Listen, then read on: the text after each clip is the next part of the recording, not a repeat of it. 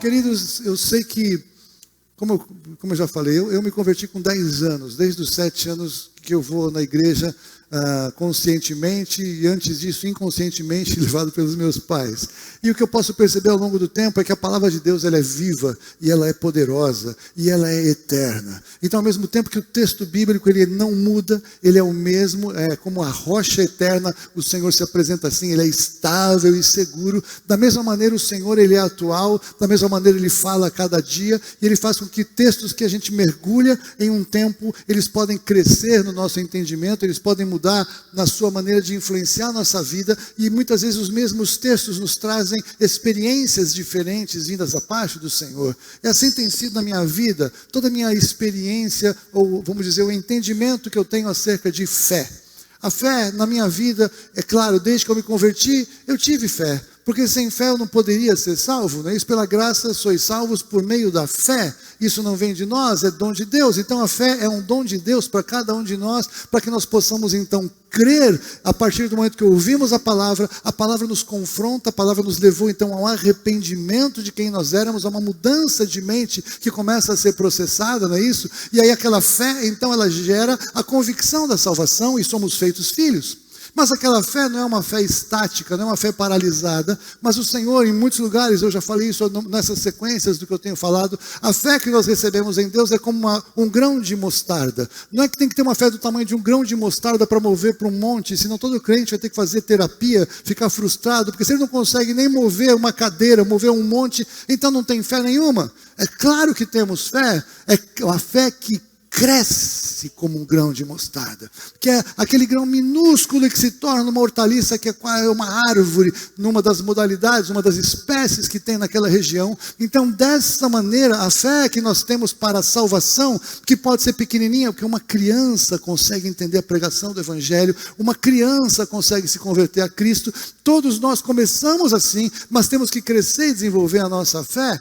E nesses últimos tempos, Deus tem me confrontado muito sobre isso, tenho meditado muito em casa, temos falado, temos orado, temos lido, temos recebido ministrações, e tudo isso tem nos trazido a uma compreensão mais profunda de fé. E eu quero dizer para vocês que nós, como igreja, crescendo na fé, não há limites para o que Deus pode fazer através da sua vida e da minha vida. Nós precisamos entender que o que nos é lógico, o que nos é razoável, o que nós podemos fazer com o tamanho do nosso braço, é muito legal, é muito bom, mas é incomparável com aquilo que nós somos chamados a fazer em Deus, ou permitir que Deus faça em nós e através de nós para a glória dele. E tudo isso acontece pela fé. A fé põe em movimento o que está escrito e revelado na palavra de Deus. Se você não lê a Bíblia, você não vai crescer na fé, porque você não vai saber tudo aquilo que Deus tem disponibilizado para você agir e pôr em movimento crendo. Então o crente que não lê Bíblia, ou nunca se converteu, ou não entendeu nada do que Deus quer fazer na vida dele.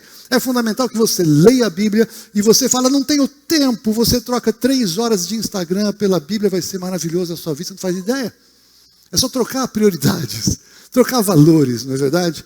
Mas então, esse texto, ele é um texto conhecido, e o Senhor ele me abriu de uma maneira tremenda para compartilhar o que eu quero trazer para vocês, porque eu fui muito confrontado quando eu meditei nesse texto. Esse texto é o texto que vocês conhecem, muitos já leram, quando Jesus sobe ao monte com os seus discípulos e ali ele se transfigura diante deles, é o monte da transfiguração.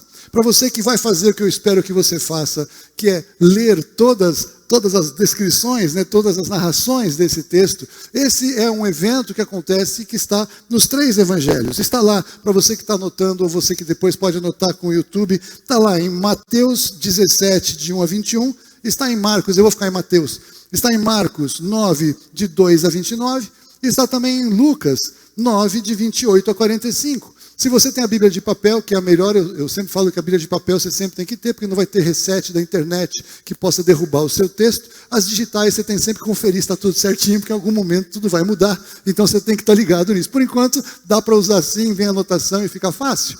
Mas então veja, quando o Senhor manda algo ser registrado na Bíblia nos 3 evangelhos, tem até algumas coisas que estão nos 4, essa que está nos 3, eu estou falando muito sério, quer chamar a nossa atenção ao que está aqui. Então, eu vou ler por Mateus capítulo 17, a partir do versículo 1, vai estar aqui em cima para você também na revista atualizada, que é a mais próxima daqui, eu leio, eu estou na contemporânea, mas é muito pertinho. 6 dias depois, tomou Jesus consigo a Pedro e aos irmãos Tiago e João e os levou em particular a um alto monte. E foi transfigurado diante deles. O seu rosto resplandecia como o sol e as suas vestes tornaram-se brancas como a luz.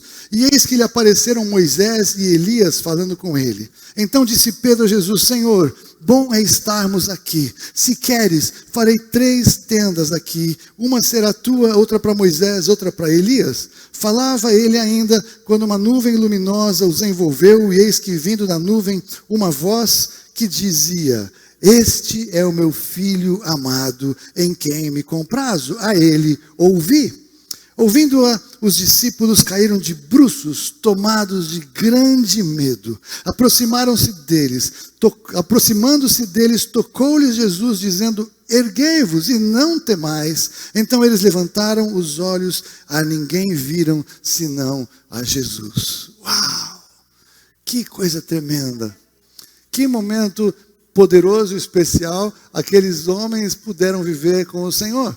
E é interessante, porque esse texto ele tem algumas coisas, detalhes interessantes. A primeira delas, o que me chamou a atenção, foi que Jesus, ele tinha 12 discípulos.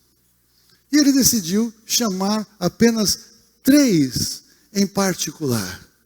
Então é interessante que, eu vou compartilhar no domingo que vem, Deus tem revelado na sua palavra níveis de proximidade com o Senhor, e nós somos chamados a aproveitar esses momentos de mudança e nos aproximar. Paulo fala que Jesus, depois que ele ressuscitou, ele apareceu a mais de 500 irmãos, então temos 500 irmãos, pessoas especiais que Jesus apareceu para eles depois que ressuscitou. Nós sabemos que em Pentecostes, em Atos, no relato de Atos, que eles estão ali esperando a promessa do Senhor, eles estão ali reunidos, ali tinham 120. Nós sabemos que tem um momento que o Senhor envia 70, nós sabemos que Jesus, ele tinha os seus 12, sabemos que além dos 12 tem um momento em que ele trabalha com 4, Pedro, André, Tiago e João, e quando eu era criança na EBD, era Pedro, André, Tiago e João no barquinho, eu tinha até uma música que eu cantava na escola dominical, e aqui ele tem Pedro, Tiago e João, André não está. E nós temos o João que se apresenta como o discípulo amado. Então o Senhor Jesus, ele tem as suas esferas de comunhão, ele tem as suas esferas de relacionamento baseados em critérios dele. Alguns deles nós não temos tanta convicção, mas alguns deles eu quero trazer hoje uma convicção, ou se não é uma convicção, uma boa proposta, porque ela é baseada em textos da palavra que eu vou trazer para vocês. E o que eu quero dizer para vocês é que Pedro, Tiago e João foram levados com Jesus neste lugar, porque eles estavam numa estatura de fé diferente dos outros 9 discípulos. E vou tratar disso com vocês pelo texto. Por que eu posso sair falando isso aqui de cara? Porque, veja, quando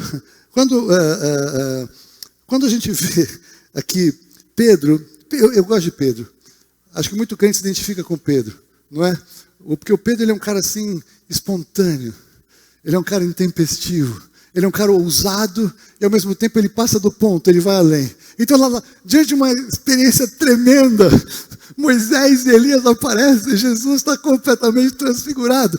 Olha, vamos fazer umas tendas para explicar aqui.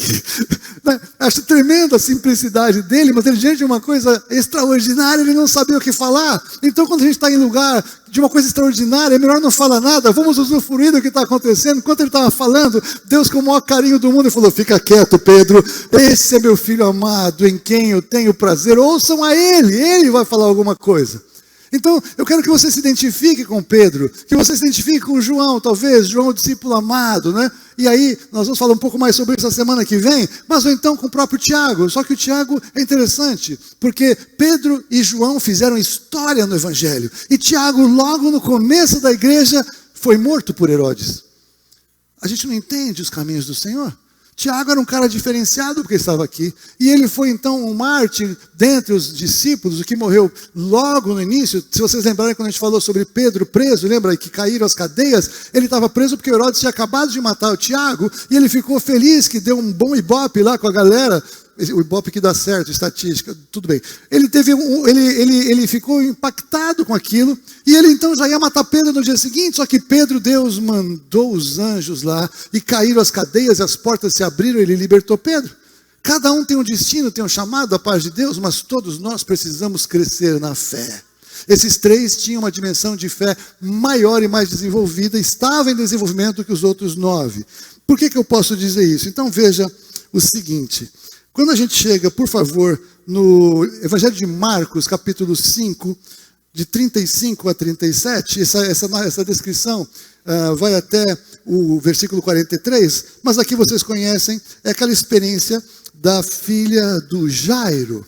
Então o Jairo é aquele cara super importante, né, na estrutura religiosa, ele era o chefe da sinagoga, ele era um cara religioso, mas ele era um cara que ele ouviu acerca de Jesus, e ele se expor para levar sua filha para o encontro de Jesus, ele estava pagando um preço político-religioso muito grande.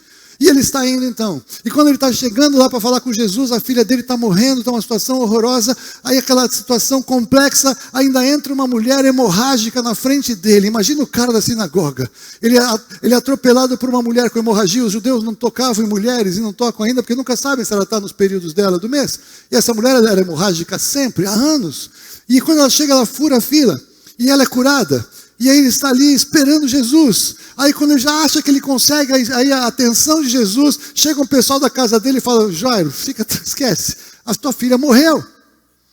Que situação que aquele homem está vivendo. Mas aí Jesus falou o que para ele?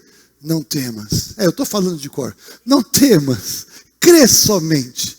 Fica tranquilo. E ele sai, então ele vai com Jairo até a casa dele. O desejo do coração do Jairo, ou eu diria a fé de Jairo, que Jesus poderia curar a sua filha, que estava com um problema grave de saúde, agora é amplificado, porque ela morreu e Jesus fala: fica tranquilo, continua crendo, a mesma fé que você veio até aqui, mantenha a sua fé ativa, Jairo. E o que acontece? Jesus chega naquela casa. E as pessoas estão lá, os pranteadores, a família chorando, aquela sentação horrorosa, uma garota de 12 anos morta. Que tristeza. E o que acontece? Jesus, ele tira, então veja comigo aqui o versículo 35. Isso aqui não, versículo 36. Mas Jesus, sem acudir a tais palavras, disse ao chefe da sinagoga: não temas, crê somente. Contudo, não permitiu que ninguém o acompanhasse, senão Pedro e os irmãos Tiago e João. Se você continuar lendo, eu não vou pregar sobre isso. Quando Jesus chega naquela casa, ele põe todo mundo para fora. Ele fala: ela dorme. E o pessoal rindo de Jesus. Ele tirou todos os incrédulos. Ele colocou os pais, porque os pais criam que Jesus poderia curar a filha, e ele manteve a fé de que ele poderia ressuscitar a sua filha, ou que ele ia fazer alguma coisa que ele não sabia o que seria, porque ele nunca tinha vivido nada parecido. E quem Jesus permitiu que entrasse? Pedro, Tiago e João. Jesus, lembre-se, ele fez poucos sinais em Nazaré, por conta da incredulidade do povo. Eu sempre brinco aqui, eu falo, imagina se Jesus estivesse aqui, ele poderia curar todo mundo. Então, Jesus está aqui. 2, ele não pode curar todo mundo, porque onde há um ambiente de incredulidade, nem Jesus presencialmente curou. É necessário um ambiente de fé para haver cura. É necessário uma expectativa de fé para que receba da parte do Senhor o milagre. Jesus não opera contra a vontade ou contra a fé das pessoas, mas quando a pessoa busca nele, essas pessoas receberão o que ele disse que fará, em especial, e claro, o que está de acordo com a sua palavra. O Senhor se move pela palavra de Deus, o Senhor obedece à própria palavra, porque ele é a própria palavra feita carne. Então Jesus, ele tirou os incrédulos da sala. E ele agora chega para a menina e levanta a menina. Talita cumi, menina, levanta-te. E aí ele traz ela para fora daquele quarto. E as pessoas ficam chocadas. Então Pedro, Tiago e João, o Senhor Jesus permitiu que eles entrassem, tanto porque eles já tinham uma fé em desenvolvimento, eu creio assim, como também para justamente levá-los a um lugar mais alto de fé. E entenda que entre esta experiência e a experiência do Monte da Transfiguração, nós também encontramos a experiência justamente do centurião. Lembra do centurião? Dá uma palavra só. Se o senhor falar assim, eu sou sujeito à autoridade, eu falo assim, dizem para mim assim, está tudo certo? E aí Jesus falou: uau, que fé! Então seja feito segundo a sua fé. Quando chega na sequência, ali ele tem aquela experiência com aquela mulher cirofenícia, que parece que Jesus está sendo grosseiro com aquela senhora, que chega pedindo para o Senhor libertar sua filha, e Jesus começa a comparar, porque ela era uma mulher gentia, com os cachorrinhos. Que coisa, Jesus estava sendo tão grosseiro com aquela mulher, buscando ajuda? Não, Jesus estava trazendo aquela mulher a fortalecer a sua fé, a manter a sua convicção de fé, para que então pudesse acontecer segundo ela creu. E quando ela falou, tudo bem, Jesus, mas os cachorrinhos comem da migalha que cai da mesa do Senhor. Então ela estava dizendo que a cura da sua filha era como que uma migalha diante da refeição que estava sendo servida por Jesus aos judeus. Aquela migalha que caía era suficiente para o milagre da sua filha, e Jesus se maravilhou daquela fé daquela mulher e disse, seja feito segundo a sua fé. Então, na verdade, nesses dois casos, Jesus não fez o milagre. Ele declarou que o milagre iria se estabelecer de acordo com a fé das pessoas e não de acordo com o poder dele contra a vontade das pessoas. Você percebe a diferença? Ele não falou, vai ser assim, e acabou, porque eu sou Jesus, eu tenho todo o poder, toda a autoridade, está me dada, receba. Ele falou, seja feita segundo a sua fé. Aí eu penso, se eu tivesse diante de uma situação horrorosa na minha vida, e Jesus chegasse para mim, Haroldo, seja feito segundo a sua fé. Eu falo, não, Jesus, faz do jeito do seu poder, a minha fé ainda não está suficiente para essa situação. Eu sei que isso acontece comigo, não acontece com vocês. Mas muitas vezes nós nos colocamos diante de situações que, se Jesus falasse isso, nós teríamos a convicção que não receberíamos nosso milagre, porque não estávamos numa posição de fé suficiente. Não é assim? E essa não é a vontade do Senhor para nós. A vontade dele é que nós venhamos a desenvolver a nossa fé, ser fortalecidos na fé, fazendo o quê? Lendo o que ele disse que vai fazer, porque esta é a vontade dele para nós. Eu estava vendo, é impressionante como tem pessoas que conseguem pegar passagens de cura para pregar incredulidade e impossibilidade na área da saúde. É impressionante. O evangelho foi transformado ao longo de muito tempo e muitos de nós ficamos com a mente assim confundida com a lógica, com o eruditismo, né? Erudição, com a erudição.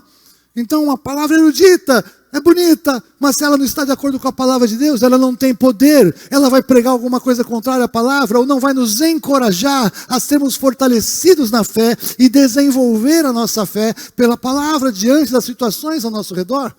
Mais ainda, quando a mulher do fluxo de sangue que atropelou ali Jairo, Jesus falou que quem me tocou?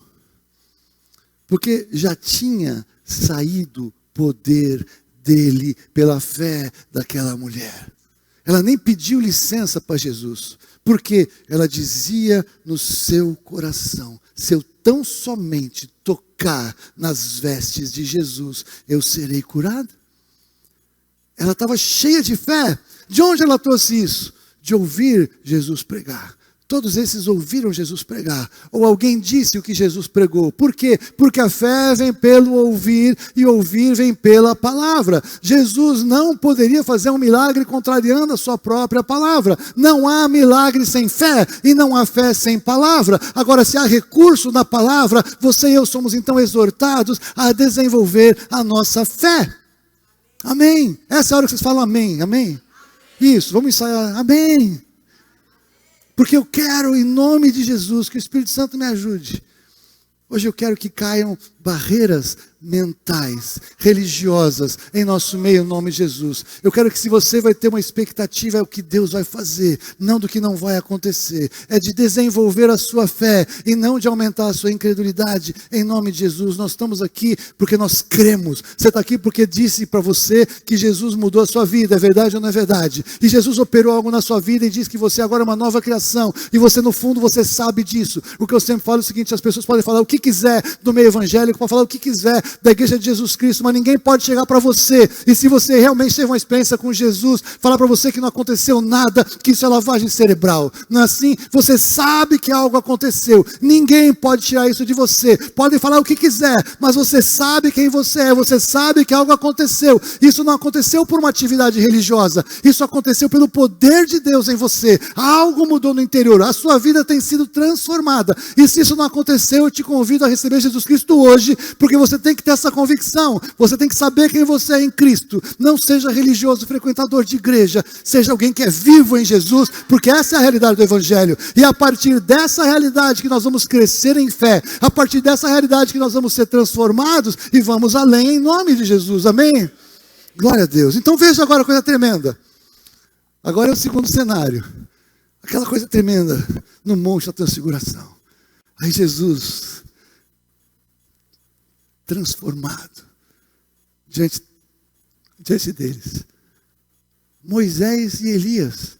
Cara, os caras chaparam, né? Os caras judeus. Como é que eles reconheceram? Porque tem a foto dos caras na sinagoga. Claro que não.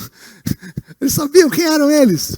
Pela conversa, pelo que foi dito, eles ficaram impactados. E aí quando Pedro tenta falar alguma coisa, o Senhor ainda fala lá de cima, esse é meu filho. Igualzinho ele falou no dia do batismo nas águas de Jesus, não é assim? Esse é meu filho amado, em quem eu tenho prazer, ouçam-no. Aí os caras caem com a cara no chão. Aí quando Jesus levanta os caras, acabou o show, acabou, que coisa tremenda. Imagina aqueles três. Aí o que acontece? Eles ainda ficam lá até o dia seguinte no monte. A Bíblia não fala o que eles ficaram fazendo lá. Jesus convidou os caras no monte para orar. Ficaram até o dia seguinte. Então eles estão descendo. Então quando estão descendo, Jesus fala o seguinte: olha, tudo bem, foi legal, vocês vieram comigo, chamei vocês em particular. Então é o seguinte, não conta para ninguém o que aconteceu ali em cima, tá bom? Tudo bem? Uau, até quando? Até que eu ressuscite e vá embora. Aí vocês podem contar. Por isso está nos evangelhos. Eles obedeceram a Jesus. Não falaram para ninguém naquele tempo, mas deixaram revelado para nós, para a gente saber o que aconteceu. E quando eles estão descendo então, aquele ambiente de glória. Aí eles chegam lá. E eles vão fazer o quê? Vão encontrar os outros discípulos. Aí a cena é sensacional, assim. Eles estão chegando, tem uma multidão. Os discípulos estão lá. Está mó bate-boca, porque estavam os escribas. Os escribas, aqueles caras que estavam contra Jesus. Os escribas e os fariseus, eles rejeitavam a maneira de Jesus falar o que ele falava, de viver o que ele vivia, de pregar o que ele pregava. E quando Jesus está chegando, então, diante deles, imagina assim aquela discussão gospel, sabe? Você já pegou a discussão de grupos cristãos que têm diferença doutrinária? Jesus da glória, parece que ninguém é convertido naquele lugar, meu Deus do céu, né? Vamos no que nos une, nós concordamos que Jesus nós concordamos, então tá bom, vamos ficar no que a gente concorda, no que a gente diverge, você vai para a sua igreja, para a sua denominação, eu vou para a minha, tudo bem, mas não, as pessoas têm mais prazer de brigar pelo que discordam, do que de se amar pelo que concordam, e o amor é a nossa marca em Jesus, o amor é a nossa marca como pessoas transformadas em Deus, o perdão é a nossa marca, entende? E os caras estavam ali naquela discussão terrível. Quem estava discutindo? Os 9 discípulos com os escribas, e tinha um senhor no meio daquela zoeira toda, que ainda tinha uma multidão que se juntou no entorno. A Bíblia não fala quanto tempo eles estavam discutindo. O fato é que quando Jesus chega, ele pergunta mais ou menos: o que aconteceu? Aí vem aquele homem com o filho dele.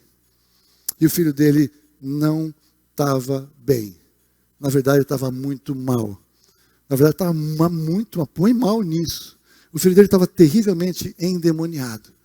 E o que tinha acontecido? Aquele homem teve fé para trazer o seu filho procurando Jesus. Jesus estava no monte. A comissão de frente era os 9 discípulos para receber as pessoas. E o que acontece com aqueles discípulos? Não conseguiram expulsar o demônio daquele garoto.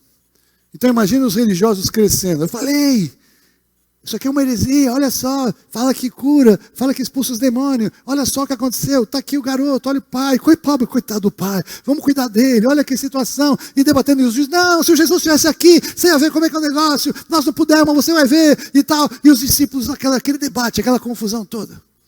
Agora imagina como é que é a cena, leia depois, eu quero mais fixar na ministração do que na leitura do texto. O que acontece, a cena era horrorosa, porque quando Jesus chega, aquele garoto cai no chão, ele começa a espumar, ele começa a se contorcer, e fica aquela coisa terrível, e o mundo espiritual das trevas no entorno dele transformava tudo ao redor. Eu não sei se você já teve contato com uma pessoa enquanto está endemoniada, cresce tudo em volta, não é só o que está na pessoa, é o que está no entorno.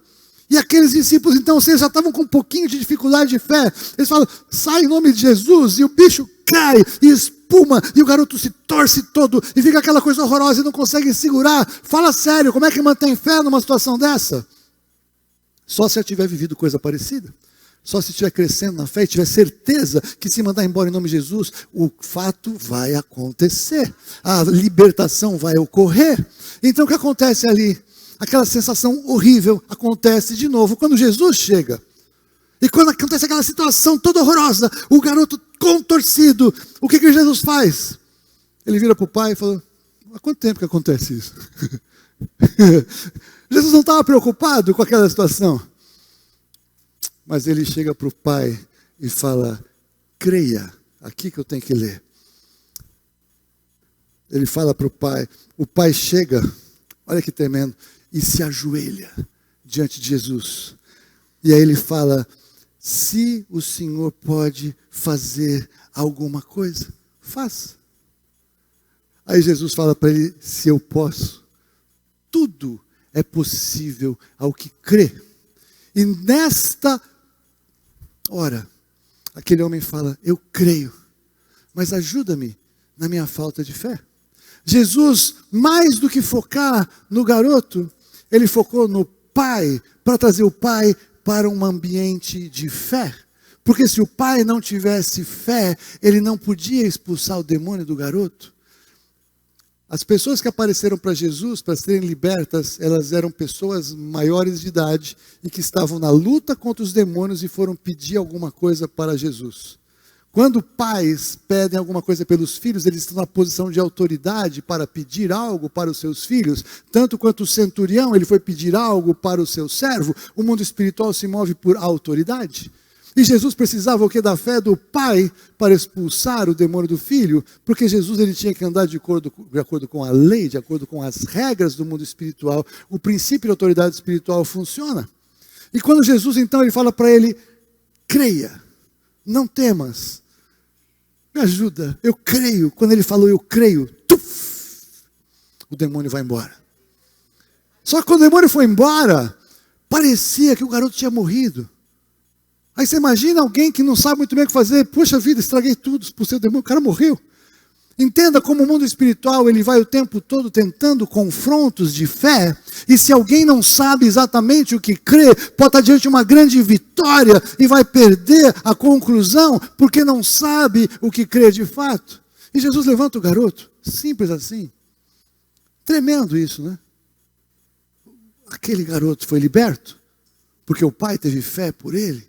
Porque o pai foi buscar Jesus por ele. Porque Jesus encontrou fé no pai. Porque Jesus entendeu que ele precisava de um reforço de fé. Porque os discípulos estavam todos apavorados, ali com medo, com dúvida, com incredulidade diante daquela situação. Porque o quadro era horroroso. A gente fala: ah, os caras não creram, vai você lá. Vou eu lá. Aquela situação ela era dramática. Mas o Senhor estava trabalhando então agora com os 9, para trazê-los mais para perto. E o que acontece?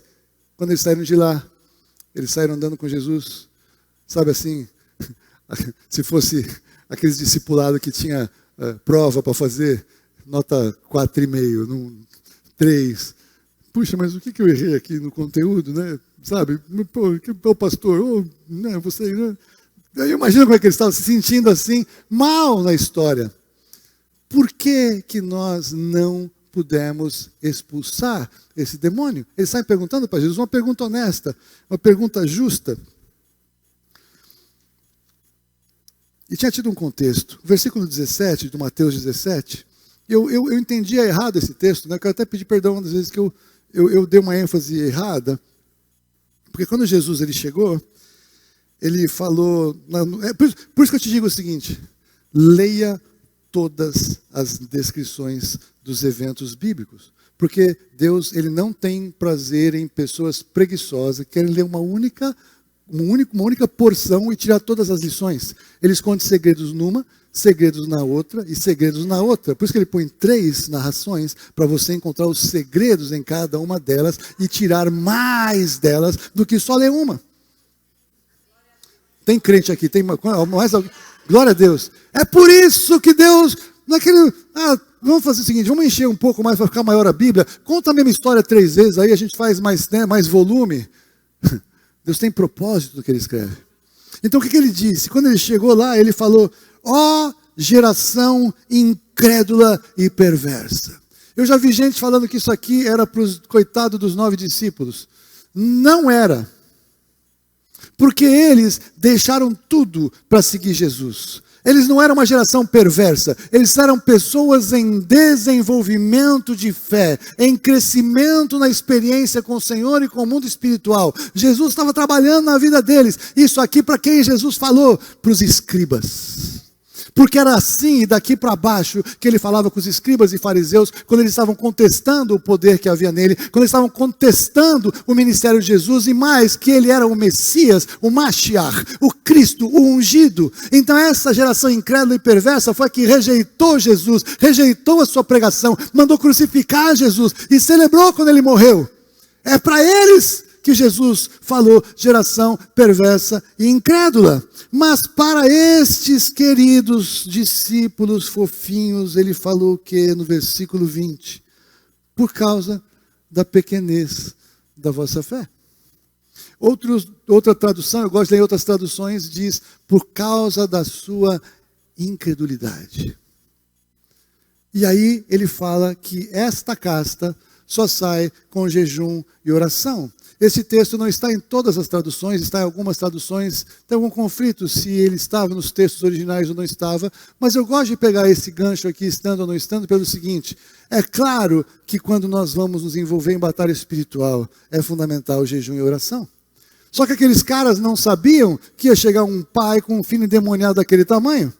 Então a gente tem que estar sempre meio atento e sensível na nossa vida cristã, com disciplina de jejum mais ou menos constante, se a gente quer realmente experimentar mais do Senhor, para a gente estar pronto para, se o Senhor trouxer alguém para nós tomarmos conta, nós teremos poder para tomar conta.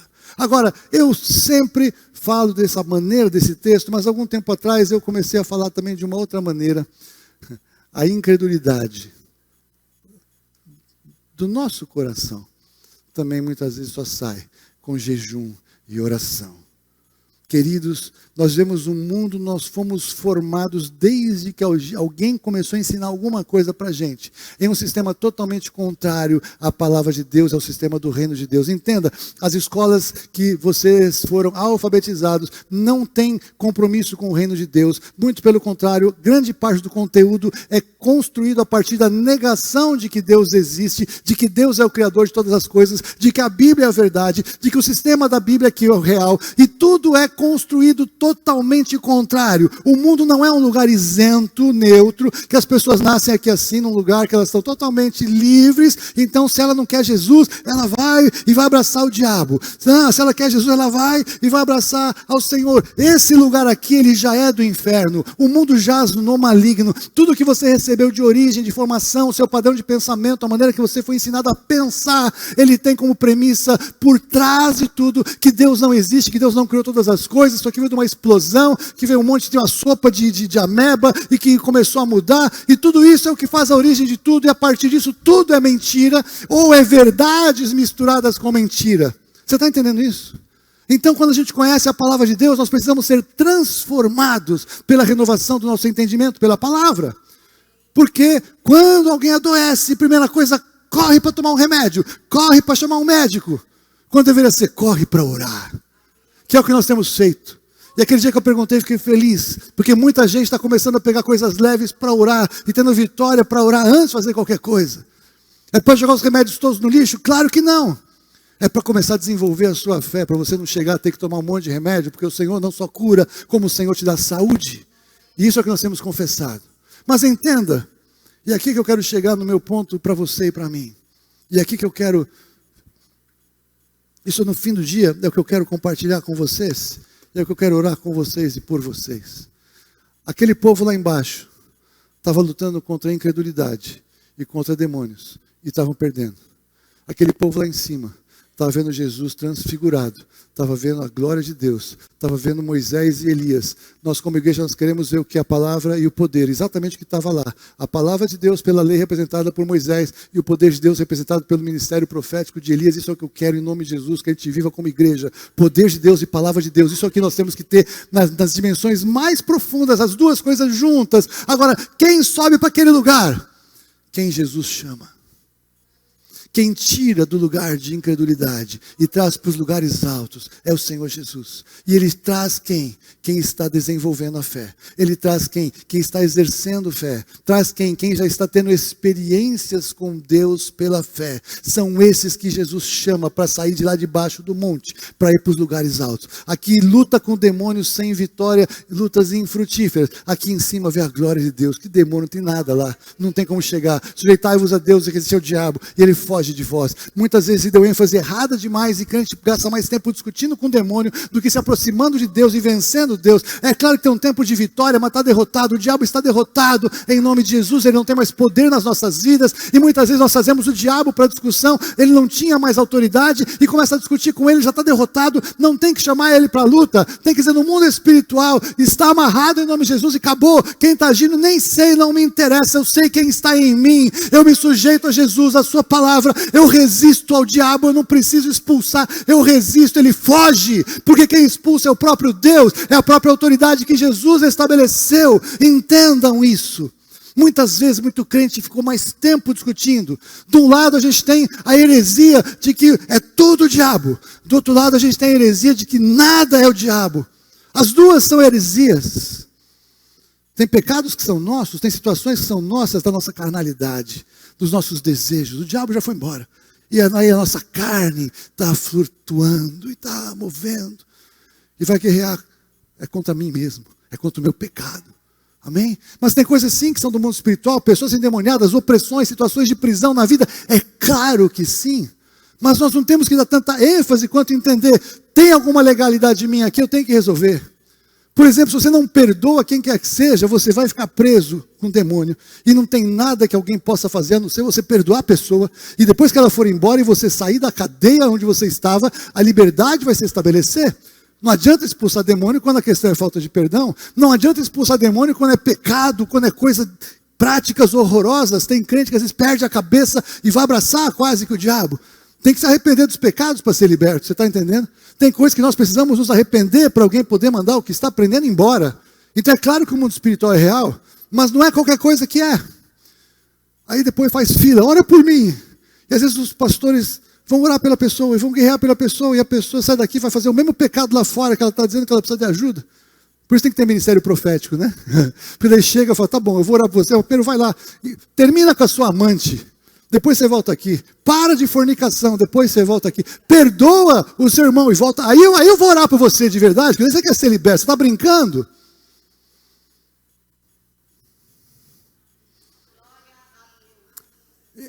Mas existem situações na nossa vida que nós não percebemos.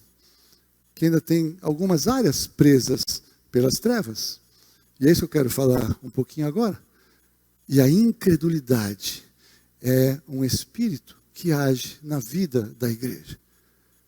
Eu posso não ter um texto específico para isso, mas eu tenho por experiência vivida. Porque a incredulidade age contra a fé. E a fé é produzida pelo Espírito Santo. Então, quem se opõe ao Espírito Santo é alguém do mundo espiritual das trevas. E a luta na nossa mente para tomar a decisão de crer, porque fé não é um sentimento, fé é uma decisão. Não estou sentindo fé.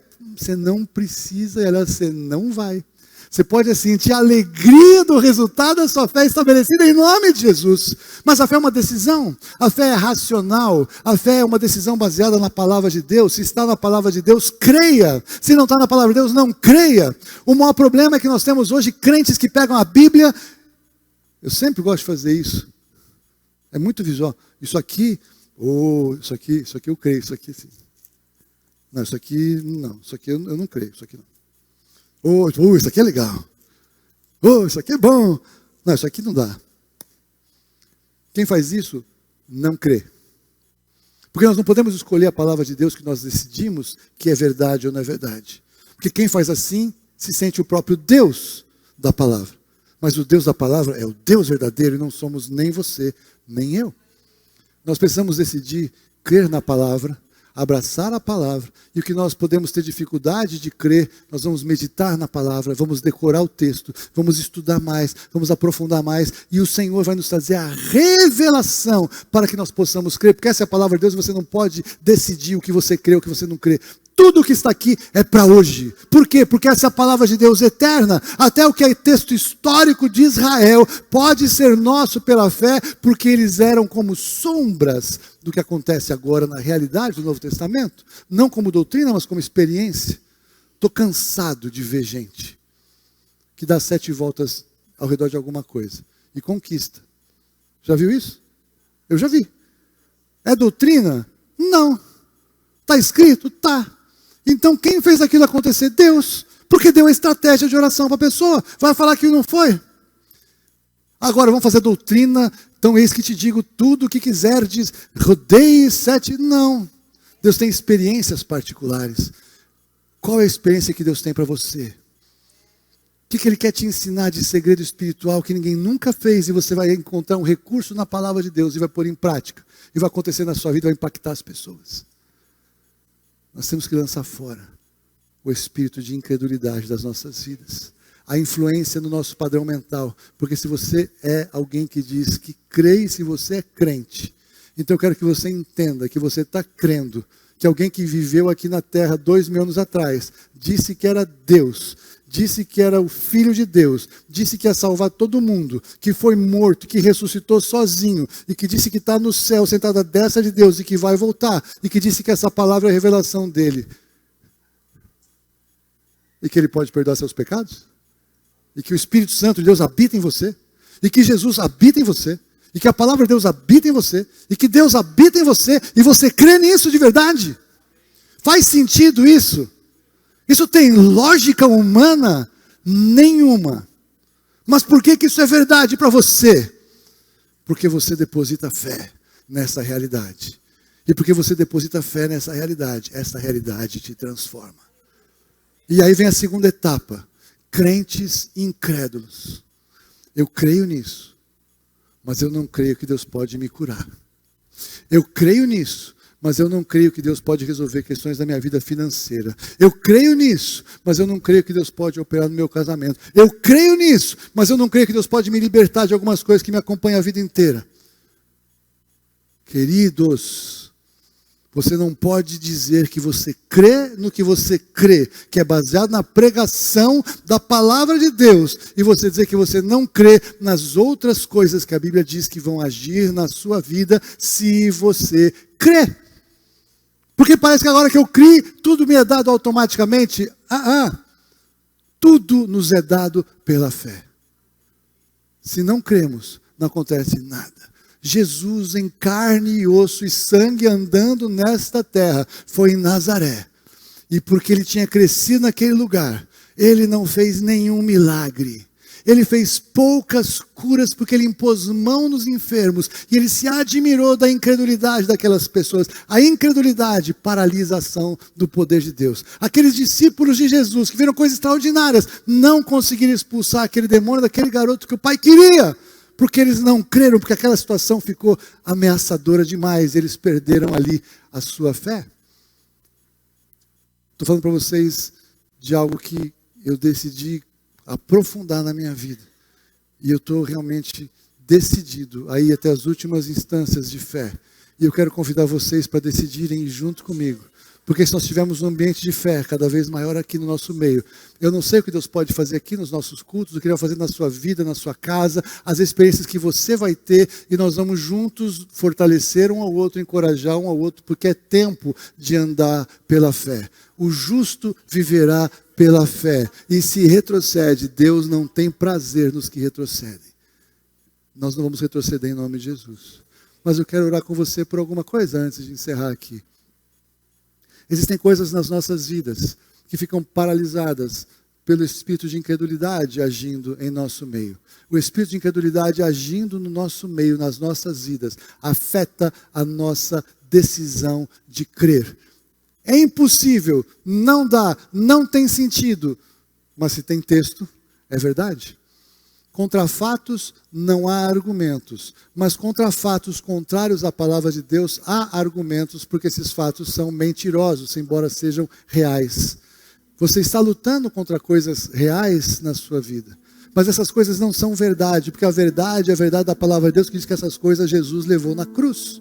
Então, embora elas sejam reais, elas não são verdadeiras, elas não podem prevalecer, e então você e eu somos chamados a nos levantar em fé, contra todas estas coisas que são contrárias à palavra, para que a vitória do Senhor se estabeleça em nossas vidas. Então o que eu quero te convidar hoje para fazer? A rejeitar o espírito de incredulidade na sua vida, e nós vamos orar por isso. Eu quero orar por isso com vocês, porque se você entende, se você decide que nada vai fazer ou vai paralisar a sua fé na palavra de Deus, isso tem que acabar na sua vida hoje. E vou orar também se tem alguma coisa na sua vida que hoje você sente que te prende e que não tem lógica, uma enfermidade que não tem diagnóstico claro, uma situação financeira que não tem uma clareza de por que acontece. Nós vamos orar sobre isso também, porque se não tem lógica, tem que acabar, e acaba hoje em nome de Jesus, ou acaba a partir de hoje em nome de Jesus. Você entende isso? Se você quer realmente hoje tomar uma posição contra uma ação do espírito de incredulidade contra a sua vida, eu vou te convidar para você tomar a posição de ficar em pé, para você orar comigo, porque você crê. Porque se você não crê, não tem problema nenhum. Se você está lutando contra isso, não tem problema nenhum. Não fique constrangido de não levantar. Não adianta você levantar se você não crê. Mas se você crê e você está decidido a tomar uma posição hoje junto comigo, eu quero então orar por você nesse momento, em nome de Jesus. Então vamos orar. Eu quero orar da seguinte maneira: se você entende que isso tem que cair na sua vida hoje, você me autoriza a orar por você. Porque se você me autoriza a orar por você, eu posso dar uma palavra de fé na sua vida, para que esta incredulidade acabe hoje na sua vida, em nome de Jesus. Então, se você crê, eu vou orar agora, e algo vai mudar no mundo espiritual da sua vida, e você precisa depois manter isso no seu dia a dia, decidindo crer no Senhor, em nome de Jesus.